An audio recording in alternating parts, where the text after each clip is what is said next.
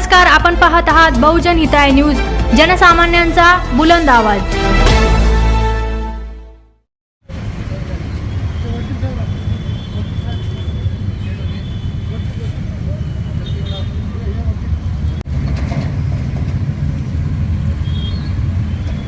भैरव, वडिलांचं नाव गोपीनाथ गणपत कोरके। काय प्रॉब्लेम त्याच्या आमची शेतजमीन विटखेडा गट नंबर 62 ची झालेली बोगस रजिस्ट्री रद्द करण्याबाबत आम्ही आंदोलन करत आहोत। तरी तुमचे कुणाची जमीन होती? माझ्या आजोबाची होती, गणपत लिंबाची कोरके। तर त्यांची जमीन म्हणजे कुणी विकून टाकली?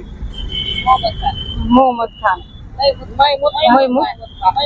महमूद खान यांनी परस्पर म्हणजे कुठली माहिती न देता यांनी परस्पर ती जमीन विकली। त्यांना ती बटाईनं करायला दिलेली होती। त्यांनी कुठली माहिती न देता परस्पर ती जमीन विकलेली। बोगस कागदपत्र केले? बोगस कागदपत्र केलेली, बोगस रजिस्ट्री पण केलेली। ही रजिस्ट्री रद्द करण्याबाबत आम्ही आंदोलन करणार। आमच्या आजोबाची जमीन होती ना, तर ती परस्पर त्या महमूद खाननं विकली।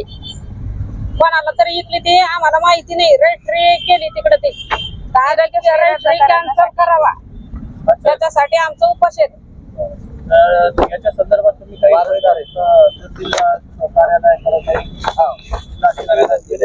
निवेदन दिलेलं आहे। काय त्याच्या संदर्भात तिथून काही माहिती मिळाली? आता त्यासाठीच बसलो ना आम्ही। अच्छा, पहिल्यांदा तुम्ही आंदोलन केलेलं आहे, याविषयी तुम्ही पत्र व्यवहार केला का संबंधित विभागाकडे?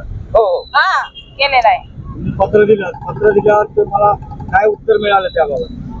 उत्तर मिळालंच नाही आतापर्यंत तुम्हाला उत्तरच नाही मिळालं। तुमची नावं सांगा। तुम्ही किती वर्षापासून रजिस्ट्री कॅन्सल करण्यासाठी निवेदन पत्र देत आहे? आणि आता पहिली बार दिला।